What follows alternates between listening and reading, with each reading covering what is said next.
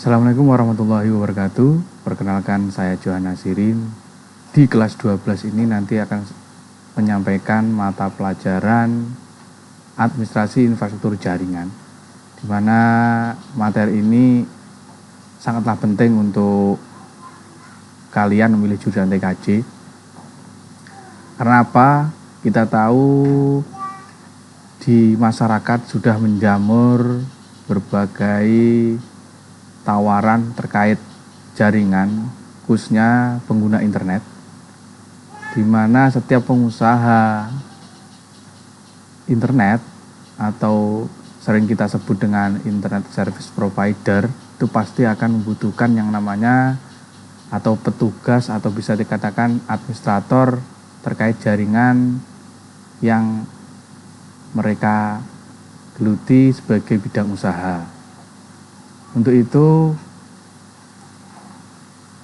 mereka pasti mencari anak-anak atau orang-orang yang kompeten di bidang administrasi, khususnya infrastruktur jaringan. Makanya pada kesempatan kali ini akan saya sampaikan materi secara mendetail bagaimana menjadi seorang administrator infrastruktur jaringan yang handal. Sebelum itu, di kelas 12 ini nanti kita akan mempelajari 17 sub pokok bahasan, di mana dari 17 sub pokok bahasan tersebut nanti akan kita bagi menjadi 2 semester. Jadi di semester awal ini kita akan pelajari 9 sub kompetensi. Di kelas 12 semester 2 nanti kita akan mempelajari sekitar 8 subkompetensi. Subkompetensi pertama di semester 1 yaitu yang perlu kita pelajari yaitu mengevaluasi VLAN atau virtual LAN pada jaringan. Kemudian yang kedua mengevaluasi permasalahan VLAN. Nah, ini pasti ada keterkaitan dari kompetensi 1, kompetensi 2. Tidak bisa kita ujuk-ujuk langsung di kompetensi 2. Jadi di kompetensi pertama harus kita perhatikan betul. Kemudian yang ketiga memahami proses routing. Yang keempat mengevaluasi routing statis. Yang kelima mengevaluasi permasalahan routing statis. Subkompetensi yang keenam yaitu mengevaluasi routing dinamis. Yang ketujuh mengevaluasi permasalahan routing dinamis. Yang kedelapan mengevaluasi internet gateway. Dan yang terakhir di semester 1 yaitu mengevaluasi permasalahan internet gateway. Khusus untuk materi 8 dan 9 yaitu yang mengevaluasi internet gateway dan mengevaluasi permasalahan internet gateway, itu nanti ada kaitan erat dengan akhir studi kalian, yaitu terkait UKK maupun ujian LSP. Maka dari itu mohon dengan sangat mulai dari awal kita persiapkan semuanya sehingga nanti ketika kalian mulai ujian LSP maupun UKK bisa berjalan dengan lancar. Baik, selanjutnya langsung saja sebelum kita mempelajari ke semua materi ini saya ingin menjelaskan sedikit terkait administrasi infrastruktur jaringan.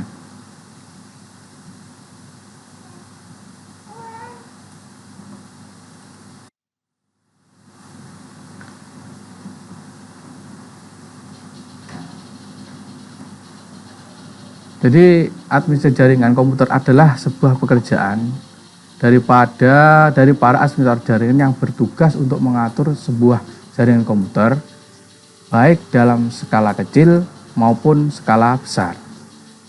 Kemudian tugas administrator jaringan sendiri itu apa? Yang pertama, 1. Menginstal dan mengkonfigurasi server. Kedua, menginstal dan mengkonfigurasi aplikasi software.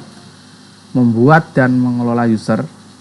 Yang keempat, membackup dan restore file. Dan yang kelima, mengkonfigurasi keamanan sistem. Sedikit saya jelaskan terkait poin pertama, yaitu menginstal dan mengkonfigurasi server.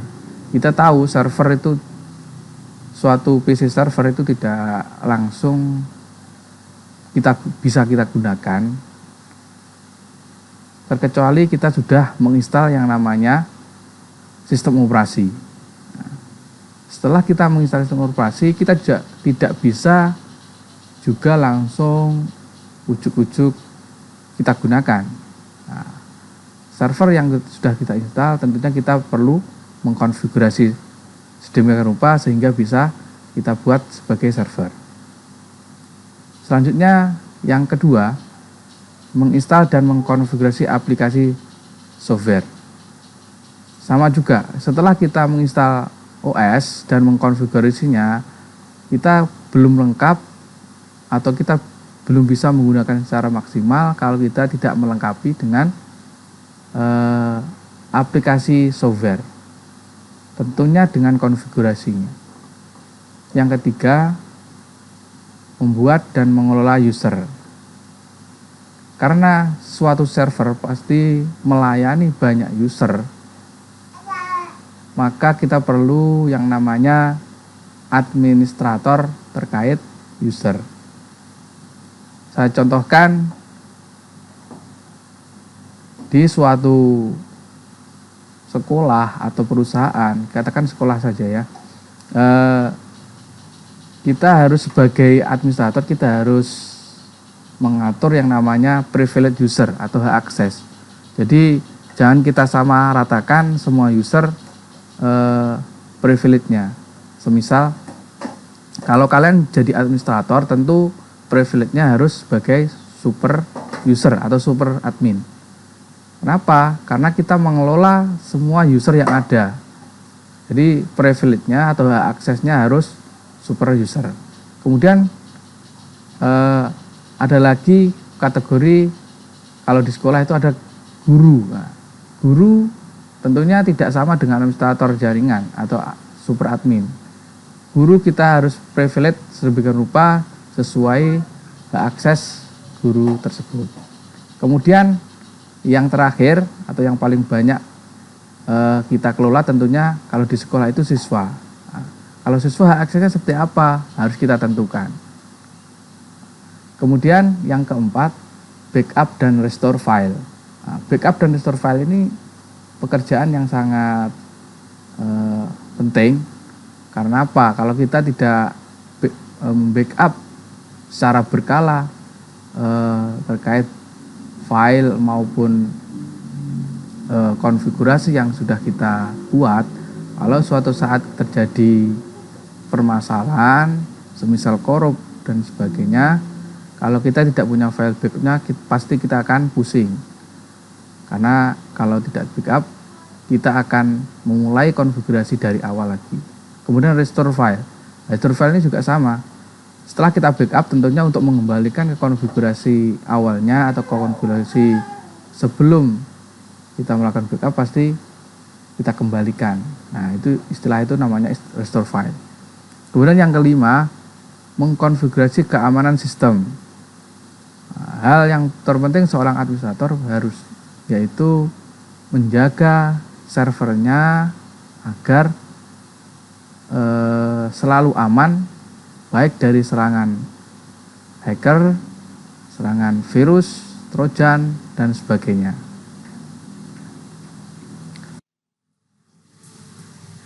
Selanjutnya, alat-alat infrastruktur jaringan. Tentunya untuk alat-alat ini sangatlah banyak. Nanti akan kita rinci sedemikian rupa. Akan saya jelaskan satu-satu. Yang pertama, alat yang kita gunakan yaitu router. Router ini dalam administrasi jaringan tentunya alat yang paling vital dan harus ada. Karena di sini kita melakukan administrasi di perangkat router ini. Router ini yaitu perangkat yang dapat mengirimkan paket data melalui jaringan atau internet menggunakan proses routing. Apa sih routing? Routing adalah proses yang terjadi saat pengiriman paket data dari jaringan satu ke jaringan lainnya yang berbeda. Atau secara singkat, fungsi router sendiri yaitu menghubungkan dua jaringan yang berbeda.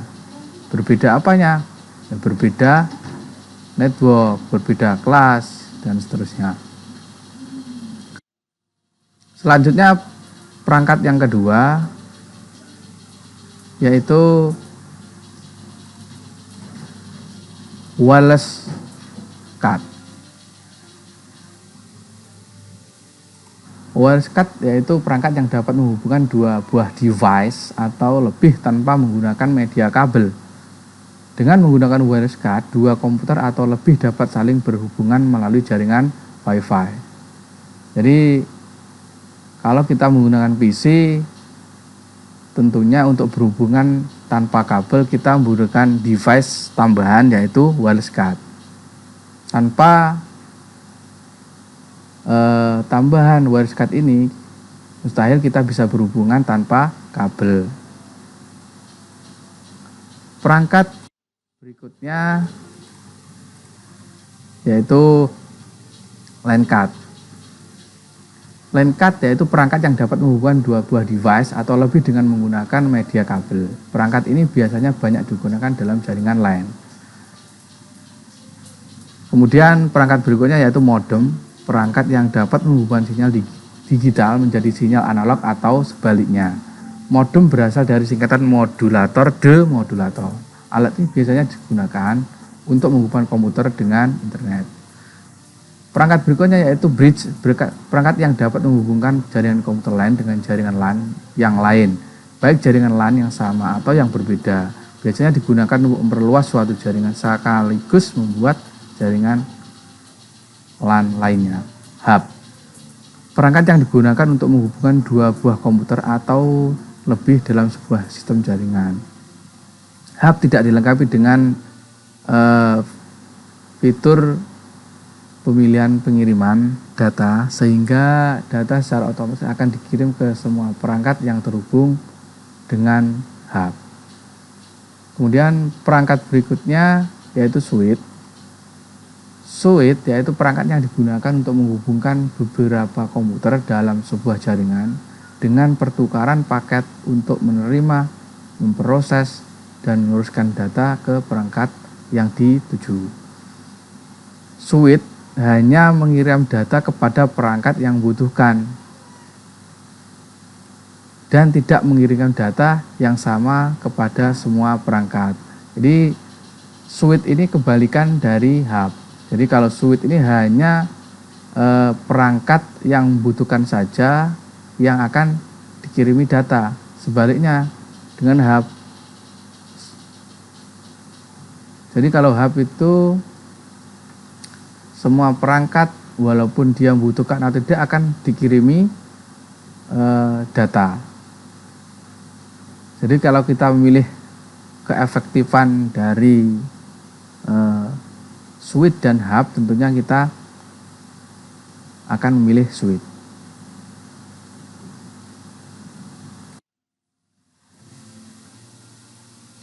Perangkat selanjutnya yaitu kabel jaringan. Kabel jaringan yaitu media transmisi berbentuk kabel yang digunakan untuk menghubungkan dua buah komputer atau lebih untuk saling bertukar data. Jadi jenis kabel itu sendiri yang digunakan selama ini banyak macamnya. Contohnya ada kabel UTP, STP, koaksial maupun yang lagi populer sekarang ini fiber optik. Biasanya jenis kabel yang digunakan tergantung pada kegunaan dari suatu jaringan. Selanjutnya perangkat nomor 9 yaitu repeater. Repeater yaitu perangkat yang digunakan untuk memperluas jangkauan sinyal Wi-Fi khususnya dari server agar perangkat lain bisa terhubung. Cara kerja repeater adalah dengan menerima sinyal dari server kemudian memancarkannya kembali dengan jangkauan yang lebih luas. Saya bisa mencontohkan ketika kita mempunyai sebuah server hotspot atau server wifi di mana yang akan kita layani berada di sebelah gedung maupun gunung, di mana tidak mungkin si klien ini langsung mengarahkan antenanya ke server jaringan atau server hotspot yang kita punya, karena pasti akan terhalang yang namanya gedung maupun gunung. Untuk mensiasati itu kita perlu alat yang namanya repeater. Jadi repeater kita taruh di atas gedung maupun di atas gunung. Teknisnya nanti antena dari server pusat akan kita arahkan ke repeater dari gunung maupun gedung. Kemudian si klien yang berada di sebelahnya langsung mengarahkan antenanya ke repeater. Seperti itu. Kemudian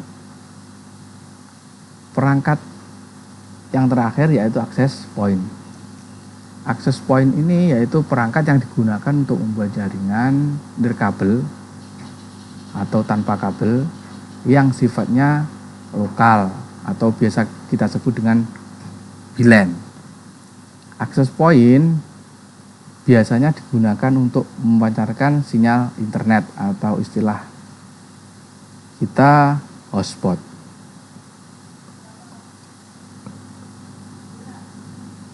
Oke, untuk pertemuan kali ini saya akhiri dulu. Kita akan berjumpa pada video-video selanjutnya. Semoga pertemuan kita kali ini bermanfaat dan barokah. Pesan dari saya, selalu jaga kesehatan di masa pandemi COVID-19 ini. Tetap ikuti protokol kesehatan yang sudah ditetapkan oleh pemerintah. Sering-sering cuci tangan, jaga jarak, dan selalu pakai masker. Terima kasih. Saya akhiri. Assalamualaikum warahmatullahi wabarakatuh.